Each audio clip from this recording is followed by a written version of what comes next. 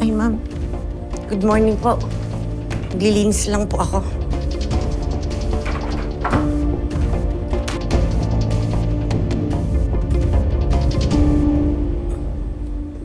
Sharon, Po.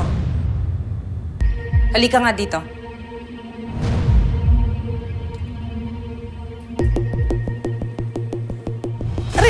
Aray, ma'am. Aray ko. Bakit naibenta yung kamay mo? Kasi po, nasugatan po ako kagabi habang naghihiwas sa kusina, ma'am. Bakit po niyo natanong? Ma'am, masakit. May napansin akong dugo doon sa loob ng glass case. Halata na ipinilit, pinasok na magnanakaw yung kamay niya, kaya siya nasugatan. Tapatin mo nga ako, ha? Ikaw ba nagnakaw ng relo? Magkakuntsaba ba kayo ni Venice at binintang niyo kay Tata? Hindi po, ma'am. Hindi po talaga. Hindi po. Sigurado ka? Ha? Hindi ka nagsisinungaling? Ha? Hindi po. Kilala mo ako, Sharon, paano ako magalit? Hindi po talaga, ma'am. Hindi po. Sigurado ka, ha? Dahil pupuntahan ko si Tata. Kapag nakita ko na wala siyang sugat sa kamay, ha? May kalalagyan ka. May kalalagyan ka. Kayo ni Venice!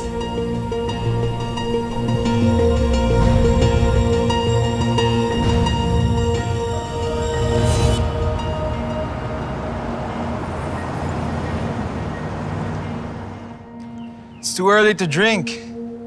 But here we are. Sino bang hindi makapainom sa lahat ng mga nangyayari ngayon?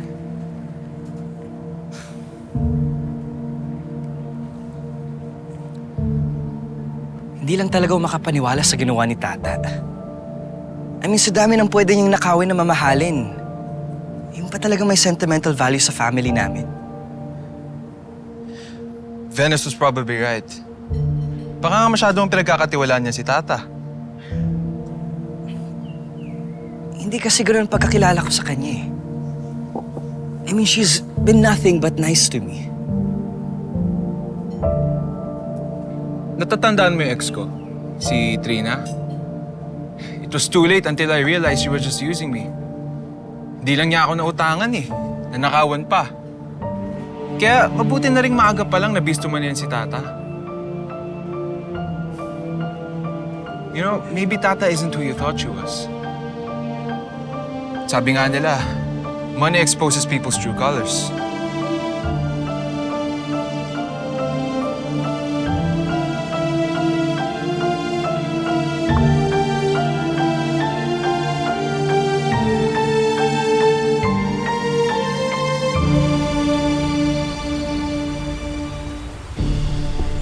Hello, Sharon.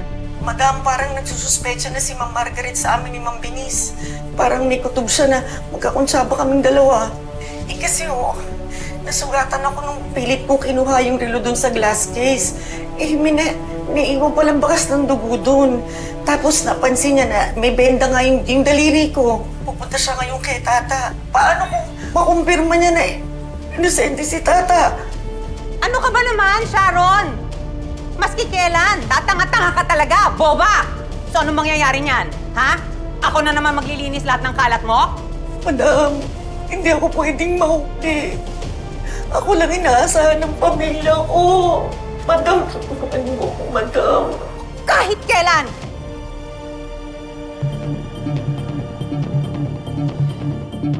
Sugar, tawagan mo si Neil. Sabi mo sa kanya, pumunta siya dito ngayon din. Kailangan ko siya makausap.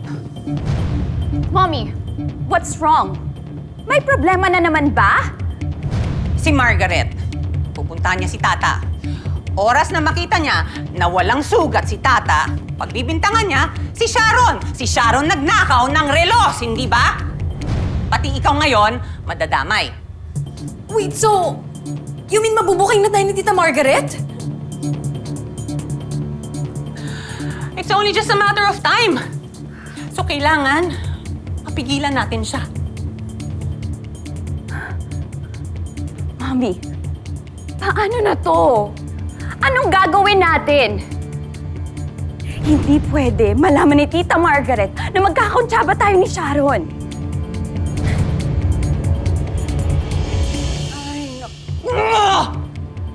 Hindi matatapos ang problema natin hanggat nandyan ang mga maiingay. Hindi matatapos ang problema natin hanggat nandyan yung tata na yan. Kailangan patahimikin natin sila.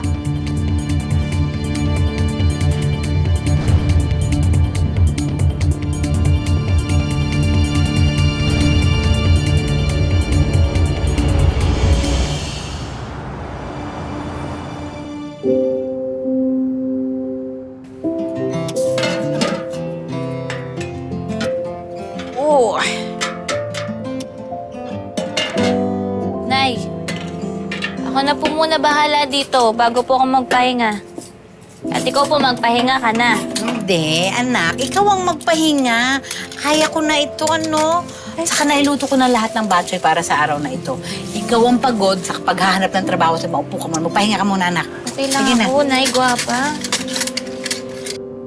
Ito na ba yun? Nandito na ba tayo? Are you sure this is the place? Yes, madam.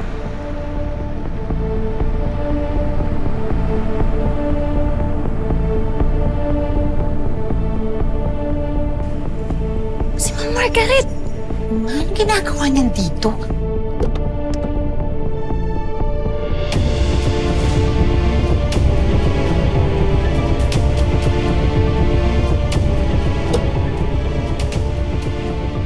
Ako, malamang yan, manggugulo yan dito, anak. Huwag siya magkakamali, sasambulan ko yan na mainit na sabaw kapag inaway ka niyan. Nay. Halika. Kumalma ka po muna. Huwag ka na dumagdag sa gulo. Ako na makikipag-usap.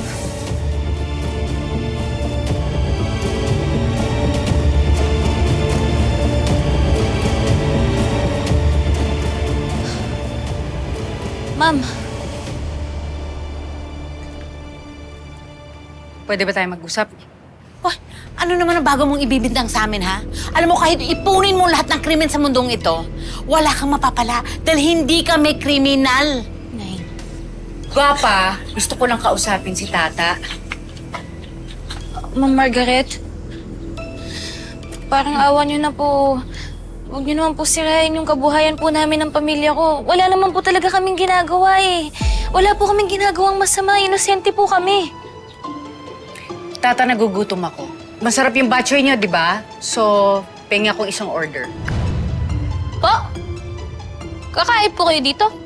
Yeah, customer ako, di ba? Oh, so, pengi isang order ng batchoy.